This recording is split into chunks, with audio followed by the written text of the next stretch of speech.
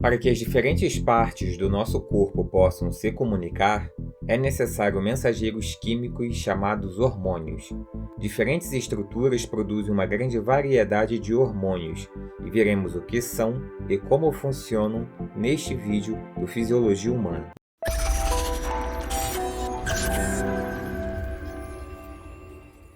Os hormônios possuem uma longa história evolutiva e diversas estruturas do sistema endócrino de vertebrados estão presentes em animais muito primitivos, a exemplo dos peixes sem mandíbulas como as lampreias.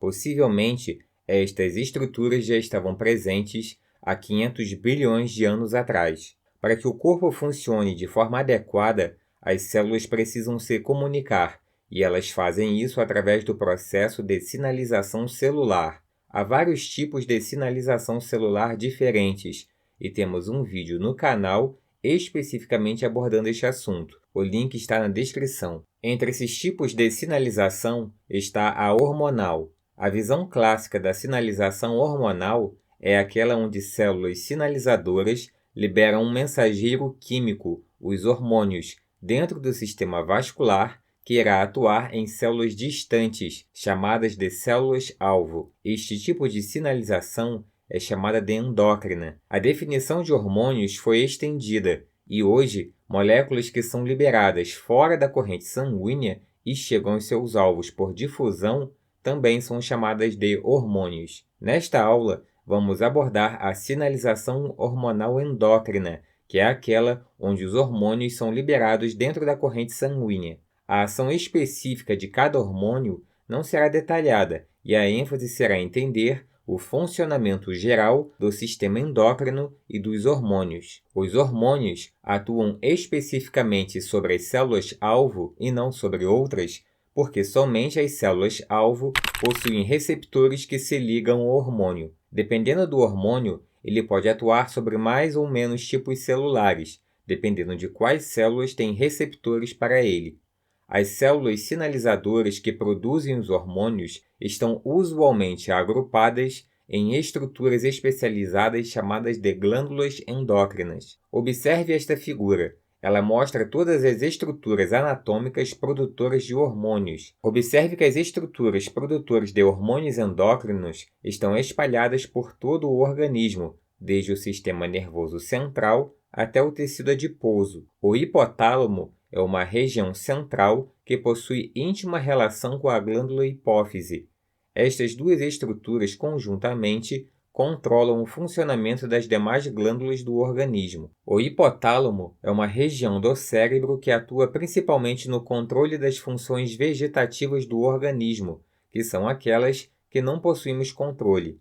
Muitas destas funções são controladas através da liberação de hormônios.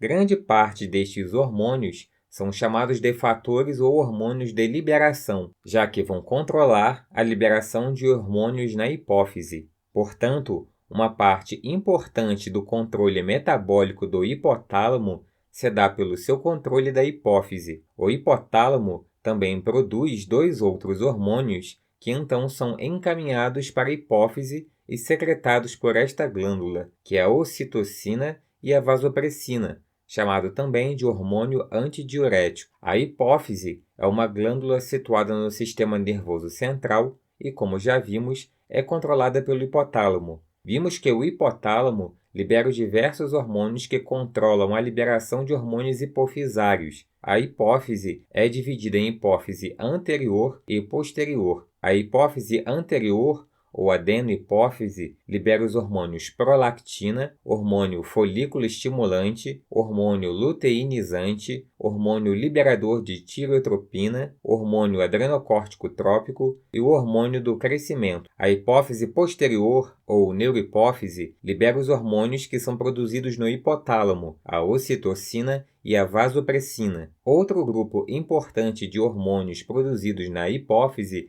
são as endorfinas. As endorfinas são conhecidas como opioides endógenos, pois produzem sensação de alívio da dor, e sua liberação é estimulada por atividade física, risadas e durante o orgasmo. A hipófise, em conjunto com o hipotálamo, conseguem modular a atividade de diversas glândulas e tecidos pelo corpo e atua como um centro de grande importância no controle endócrino do organismo. A glândula pineal, por sua vez, é muito importante no controle do ciclo circadiano e libera o hormônio melatonina. A tireoide e a paratireoide se localizam no pescoço, na região anterior da cartilagem laríngea.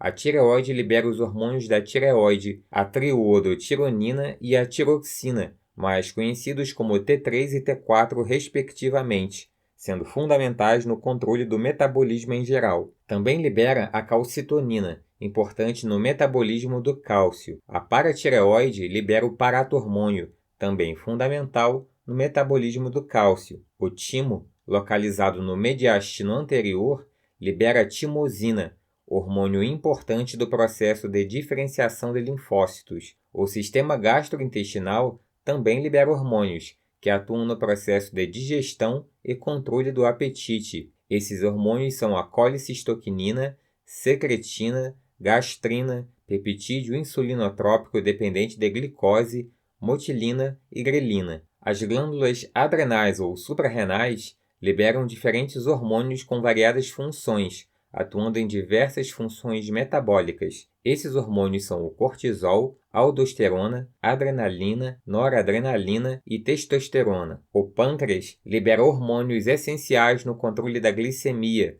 sendo eles a insulina, liberada nos momentos em que há alta concentração de glicose no sangue, e o glucagon, dos momentos em que a glicemia está baixa. Os rins também liberam hormônios, como a renina, importante no controle da pressão arterial, a eritropoetina, importante na indução da formação de hemácias, e o calcitriol, também chamado de 1,25 de hidroxicolecalciferol, cuja função é aumentar a absorção de cálcio pela via intestinal. O coração produz o peptídeo natriurético atrial, que aumenta a excreção de sódio pelos rins, levando à diminuição da pressão arterial. O tecido adiposo também libera hormônios com função metabólica, como a leptina, importante na percepção da saciedade, e a adiponectina, importante no controle de glicemia e metabolismo de ácidos graxos. As gônadas, sendo os ovários nas mulheres e os testículos no homem,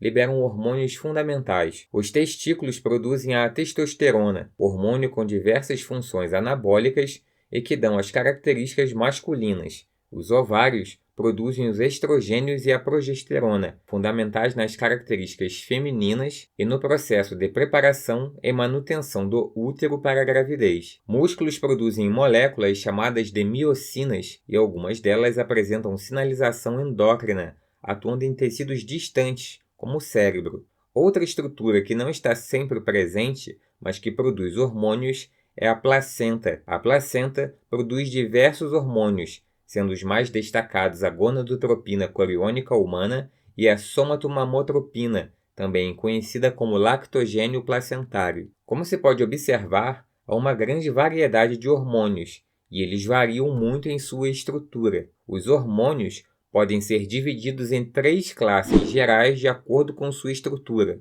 Proteínas e polipeptídeos incluem a maior parte dos hormônios, como os hormônios hipofisários, a insulina, glucagon, o paratormônio e vários outros. Estes hormônios variam muito em tamanho, desde a tireotropina com somente 3 aminoácidos até proteínas com quase 200 aminoácidos, como o hormônio do crescimento e a prolactina. Hormônios esteroides, que são derivados do colesterol, e incluem os produzidos no córtex da suprarrenal, o cortisol e a aldosterona, e os hormônios sexuais estrogênio, progesterona e testosterona. Os hormônios derivados da tirosina, que inclui os hormônios da tireoide e os produzidos na medula da suprarrenal, a adrenalina e a noradrenalina. Os hormônios proteicos e peptídicos são sintetizados no retículo endoplasmático rugoso. São geralmente sintetizados como proteínas não funcionais, chamadas de pré-prohormônios, que são clivadas no retículo endoplasmático em pró-hormônios. São então transferidas para o complexo de Golgi, e então armazenadas em vesículas secretoras, onde enzimas clivam os pró-hormônios e os convertem em hormônios. A secreção dos hormônios se dá quando as vesículas se fundem na membrana da célula e liberam os hormônios por exocitose. A exocitose pode ser estimulada por aberturas de canal de cálcio em decorrência da despolarização da membrana ou pela ativação de receptores hormonais na célula. Hormônios esteroides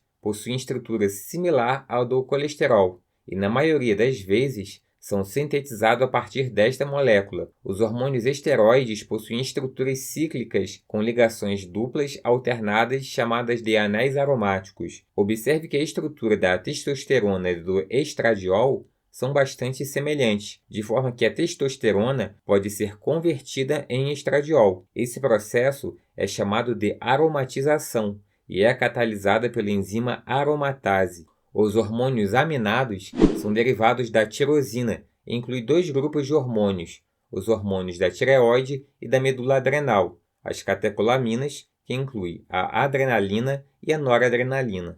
Os diferentes hormônios possuem diferentes cinéticas na sua liberação, com alguns sendo liberados muito rapidamente e possuindo efeito imediato, em termos de segundos, como a adrenalina e noradrenalina, enquanto outros, como a tiroxina e o hormônio do crescimento, demoram meses para terem sua ação completa. Um detalhe importante é que a concentração dos hormônios no sangue é muito baixa, pois são altamente específicos, assim, são capazes de induzir suas reações com concentrações mínimas. Estas baixas concentrações são muito reguladas e geralmente se dá pelo mecanismo de feedback negativo, ou seja, a própria concentração do hormônio ou algum produto derivado deste inibe a ação do hormônio. Geralmente, a inibição se dá por uma menor responsividade do tecido-alvo. Se a concentração hormonal se eleva muito, aí sim sua produção pode ser inibida. Um exemplo são os indivíduos que utilizam esteroides anabolizantes em excesso, que pode ter como consequência a atrofia dos testículos. Porém, há também um mecanismo de controle fisiológico através de feedback positivo. Um dos exemplos é a da liberação do hormônio luteinizante antes da ovulação. Este hormônio é liberado pela hipófise e estimula os ovários a liberar estrogênio, que, por sua vez, atua na hipófise estimulando a liberação de mais hormônio luteinizante. Esse feedback é mantido até o LH atingir a concentração ideal. Os hormônios são transportados na corrente sanguínea tanto em sua forma livre, como é o caso dos hormônios hidrossolúveis, ou ligados a proteínas plasmáticas, como os hormônios esteroides e da tireoide. A concentração do hormônio no plasma dependerá da velocidade em que é produzido, bem como na remoção do sangue, que é chamada de depuração metabólica. A depuração se dá por diferentes formas, como destruição pelos tecidos, ligação com os tecidos, excreção hepática e excreção renal. A maior parte dos hormônios peptídicos e das catecolaminas são hidrossolúveis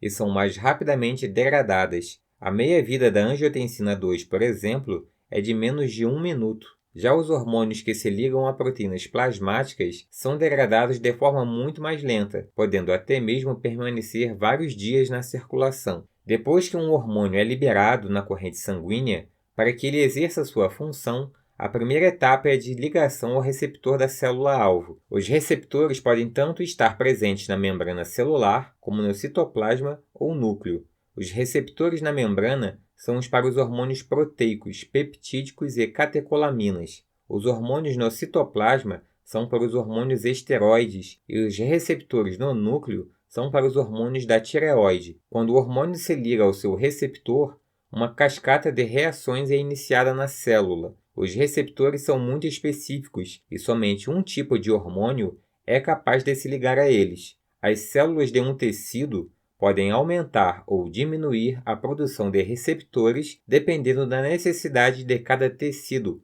aumentando ou diminuindo a resposta do tecido à ação hormonal. Os hormônios podem atuar nos tecidos por diferentes formas e vamos, de forma geral, ver como podem atuar. Alguns hormônios promovem a abertura de canais iônicos, como por exemplo a noradrenalina. A acetilcolina, o neurotransmissor da junção neuromuscular, atua da mesma forma. Outra forma é através da ligação do hormônio a proteínas acopladas à proteína G. O hormônio se liga ao receptor, que se torna ativo e então se liga à proteína G. A ligação do receptor ativado à proteína G faz com que a proteína G ative diferentes vias de sinalização dentro da célula.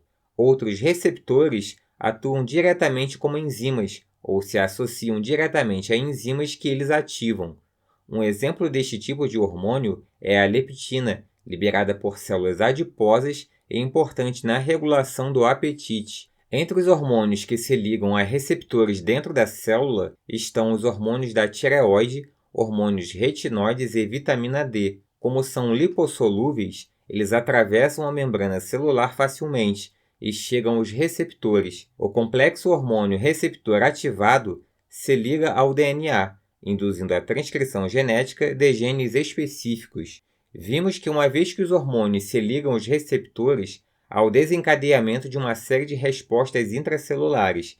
Estas respostas são mediadas por segundos mensageiros. Para entender melhor essas vias de sinalização, dê uma conferida no vídeo do canal sobre sinalização celular. Obrigado por assistir o vídeo e até a próxima!